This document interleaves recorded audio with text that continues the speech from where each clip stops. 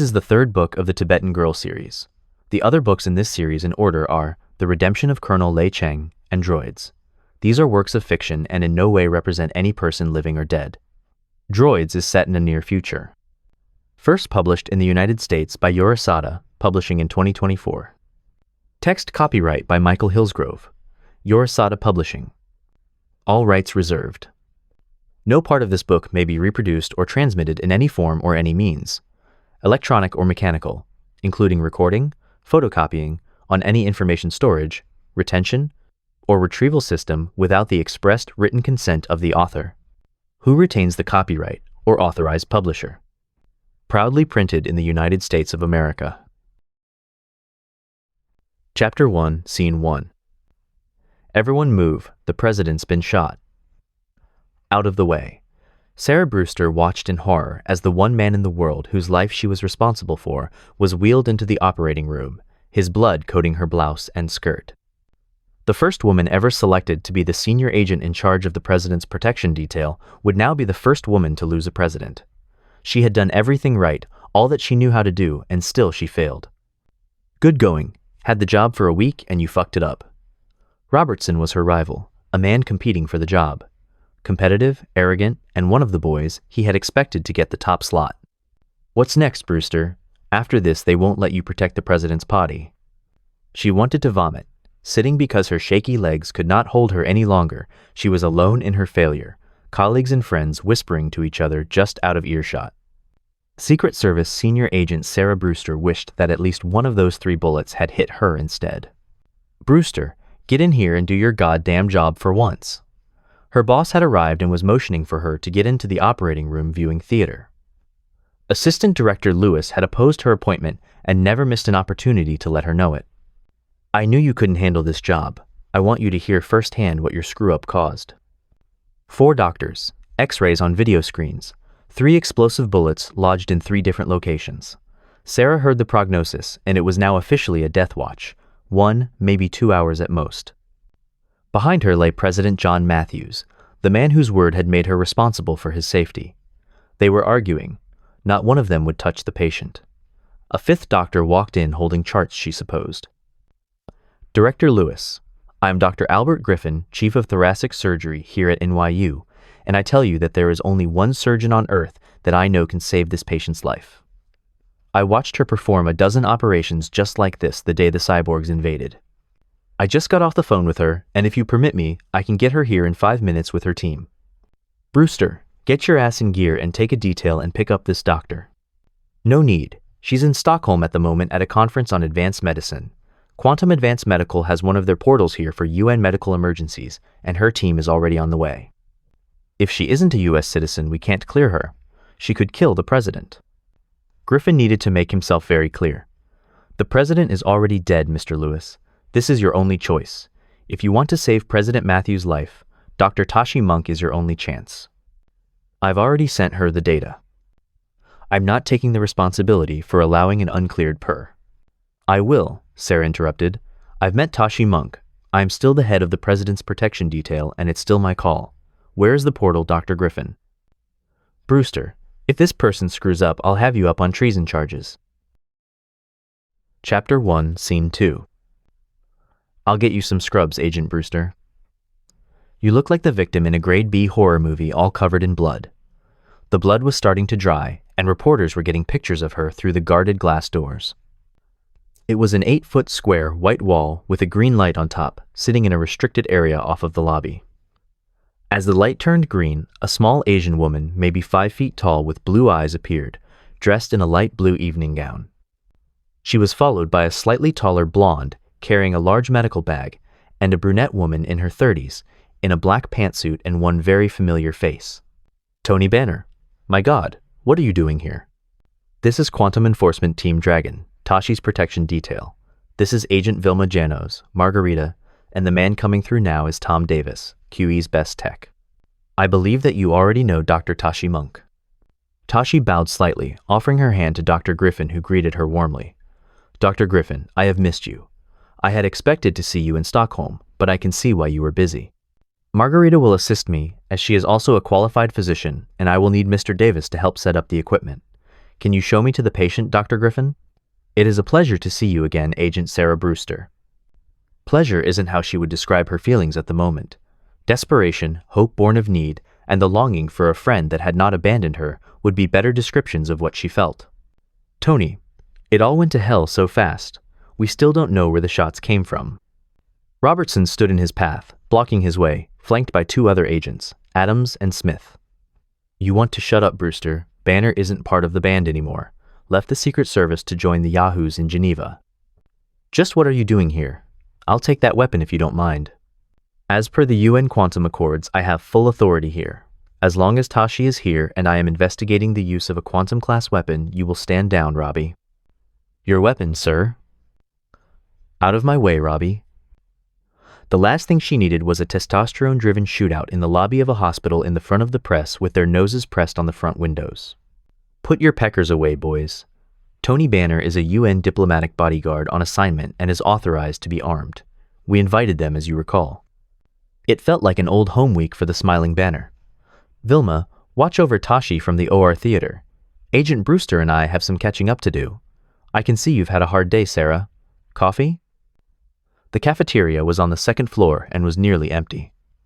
Unnecessary personnel had been sent home with the president in the building, and the Secret Service acting like the disturbed residents of a hornet's nest. Tony gulped his orange juice as Sarah relaxed a bit for the first time in hours, Robertson and his minions looking on from a table over. See you next month in Paris at the summit, Sarah. I'll be working security for that also.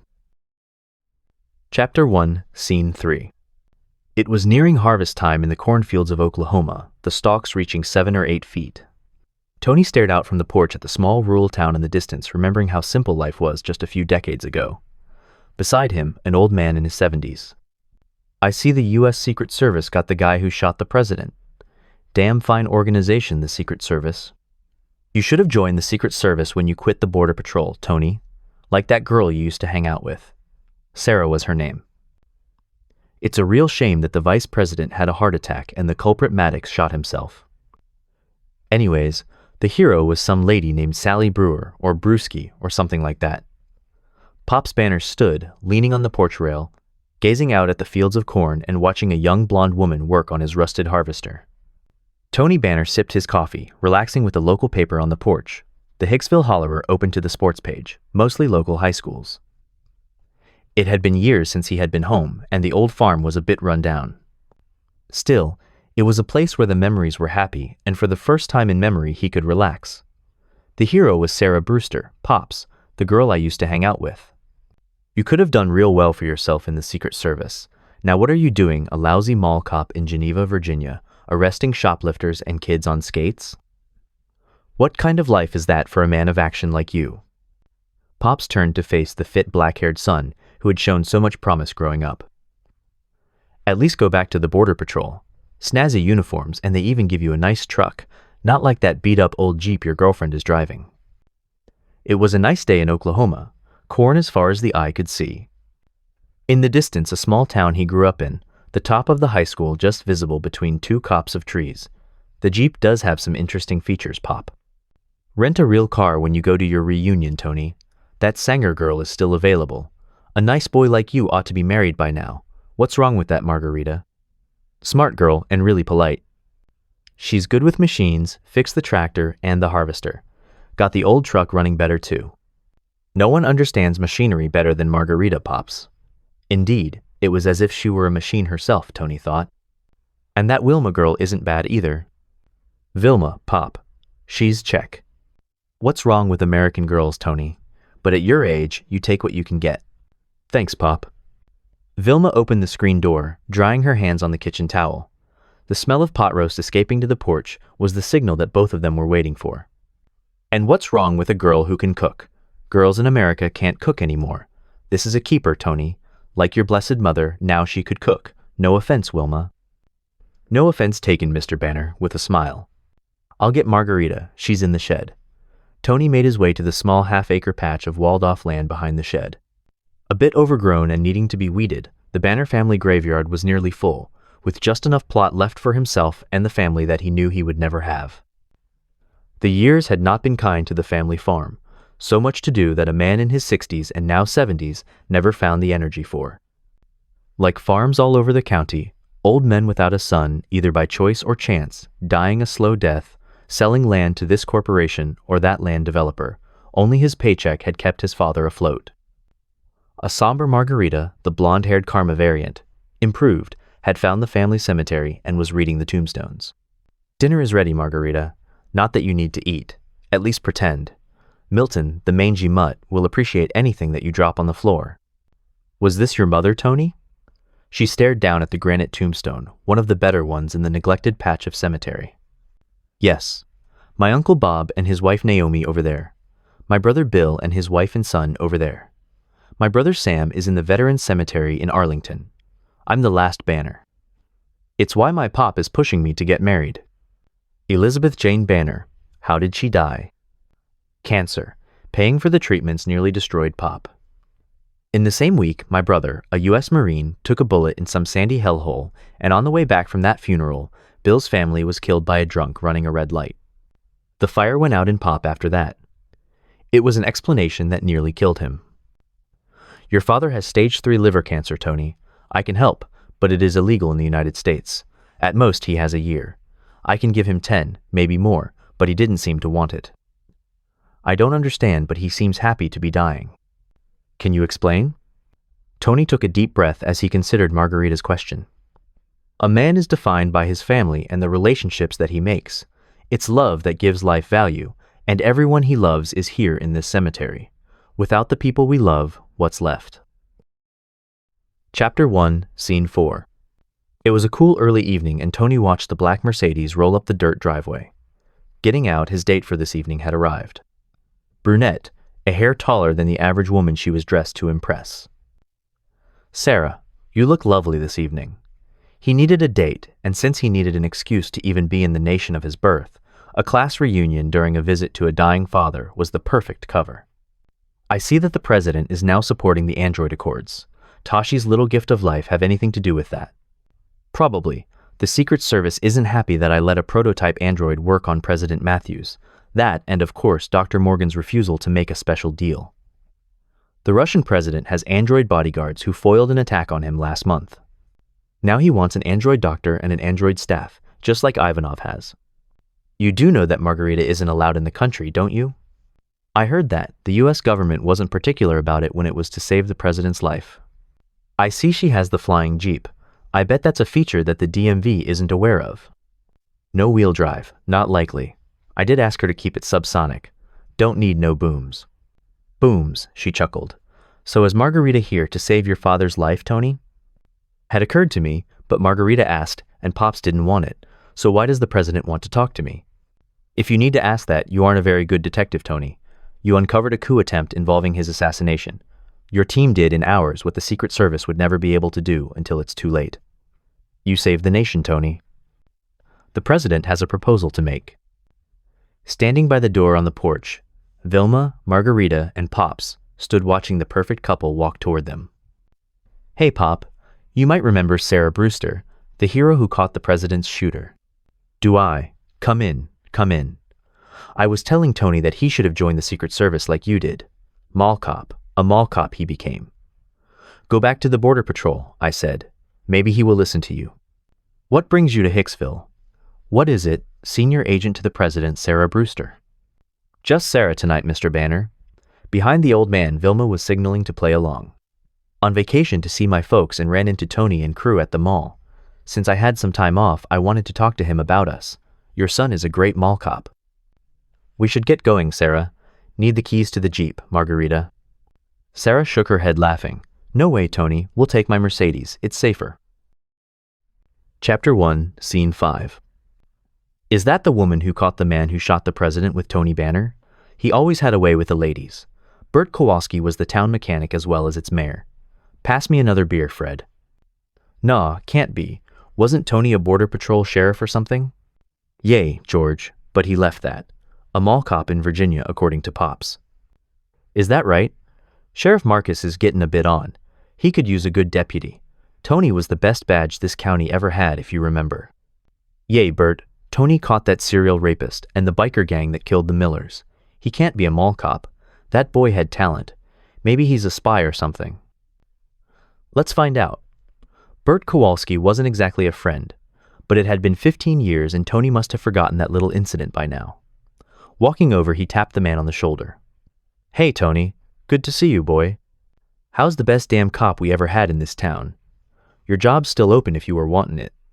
"Bert. Mayor Bert Kowalski, you done well, Mayor. I'm jealous. I want you to meet Sarah Brewster. I met Sarah when I was Border Patrol, and she was—" "You are the one who caught the guy who shot the president. Ah, didn't vote for the guy, but hell, lady, you done a nice job." "Thank you, Mayor. I had help." "Sarah is much too modest, Bert. You should hear the other Secret Service guys talk about her at the mall. A real hero. Like the sandwich with all the trimmings." "Tony, stop it." His date had caught the attention of another blast from the past. Now the editor of the town's local paper, she made her way across the room.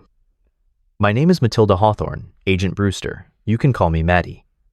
I write for the Hickville Hollerer, and I was wondering if—" Taking the opportunity to make his escape, Tony made his way toward the door where an older police officer seemed to be waiting for him, leaving Sarah to the mercies of townfolk that loved a genuine celebrity. "Where you goin', Mr. Banner? Walk with me outside." "Sheriff Marcus, it's been too long. Had some strange calls about a flying Jeep, son. 2 women just drove it off Lover's Lane. The Secret Service crashed into the guardrail following them. Know anything about that?" "I've been here for 2 hours, Sheriff. Everyone, including the mayor, can verify that." "Lord hates a liar, Tony. You were the best damn cop I ever met. You went to the Border Patrol and you made me proud, son." Couple of years later, the Secret Service came knocking at my door wanting to know if you belonged in with the best of the best. What did you tell him? "I think you know that, Tony. I kept my eyes on you, and then I heard that you were in charge of protecting the president. It made me proud, son. Job didn't work out. I had to move on, sir." "Cut the crap, boy. When you came to town last week, I ran a check on you, and I got nothing. Like you don't exist. School records, employment records. Hell, even my own personnel files are gone." That pissed me off. The cool night air and bright stars that lit up the night reminded Tony of those simple days on night shift, busting drunks and giving tickets. Small-town living that had bored the hell out of him seemed so much better now. Sheriff Marcus was no fool. "Tony, when they shot the president, that girl was there in the hospital, and when I looked in the background of the videos was you and those 2 women that you are with. That boy who arrived with the equipment at NYU is sitting in that van across the street over there. I know a stakeout when I see one." "Sheriff Marcus, I've had 2 great examples of what it means to be a police officer in my life. You were the first, and you taught me how to put people first and the true weight of the badge. The second was a 5-foot Chinese lady who took me under her wing and taught me to do what I had to regardless of my druthers. I only had a couple of months with her, and I watched her die to save the future of mankind and 500,000 people." "You knew Susan Lay?" "I was her special project, Sheriff. I was with her at Kunta Hora. I was part of her team that did what had to be done. You know about the battles. What you never hear about are the thousands of times quantum enforcement stopped a threat where no one was killed, where a city was saved, when we stopped an assassination or rescued a child or stopped a war. In my interview with you, I told you that I wanted to make a difference. I make a difference, Sheriff Marcus. So what brings you to Hicksville, Mr. Man that doesn't exist? Pop's dying, liver cancer, saying goodbye. Nothing more sinister than that. It gives Vilma a chance to see real America and Margarita a chance to see real people, not the kind of trash we normally see.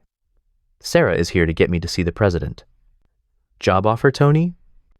I already have the most important job in the world, sir. Chapter 1, Scene 6. Thanks, Tony. You saved my job again. This is really important to the president. They stood side by side outside the Oval Office waiting for the president. He could hear the arguments inside, as he had heard them from the previous 3 presidents. You could have taken Susan Lay up on her offer, Agent Sarah Brewster. You really liked working for Susan, didn't you? What happened? Susan Lay implanted a Megiddo device in herself after surgically removing her own womb and convinced the most evil megavillain on the planet to hire her after smuggling a fake 17-year-old girl into his evil lair, and then earning his trust by shooting the fake Karma biodroid in the head who had actually cracked the bad guy's network. She then lured the evil dude to a desolate place with his closest 25,000 friends, all cyborgs, detonated the device, thereby saving 500,000 people, dedicating the City of Peace and 40 world leaders. Must not forget them. and putting into motion the plan to end the mega-evil cartel, bring down a dozen corrupt governments, restoring peace and justice to the world. We have to be able to defend ourselves, Mr. Banner. This is American technology, developed by our NDRA. It's American technology stolen by Morgan. We need androids programmed our way. As weapons. Yes, as weapons. Weapons under our control. Weapons that replace men on battlefields and save American lives, Tony Banner. In violation of the UN Android Accords, androids can't be turned into soldiers, Mr. President. Damn it, Banner, do you want the job or not? No, Mr. President. I already have that job. As senator, Matthews had been a severe critic of quantum research. He was an even more bitter critic of quantum enforcement, the agency that had been set up to deny dark matter energy and weapons technologies to powers like the United States. No wasn't the answer that the man was looking for. That is unfortunate, Mr. Banner, very disappointing. I was under the impression that you were a patriot. I defend America every day from threats that you can't even conceive. I've saved your life twice as I see it, once in Bernhardt City and once in New York. You want an agency to defend America, Mr. President? Who the hell fought your cyborgs in Washington and New York City? All this in spite of an act of nuclear terrorism in Switzerland. And do you know who America's best advocate at quantum was? President Matthews? It was Susan Ley who kept the world from going to war with the US every time quantum caught it in the act. Sitting behind his desk, it was clear to Tony that this wasn't the response a very unhappy president had expected. The door opened behind him. Richardson and Sarah Brewster walked in. Brewster, you are being reassigned. Richardson, you will be taking over. Escort this traitor off the White House grounds. I know the way, Robbie. Sorry, Sarah.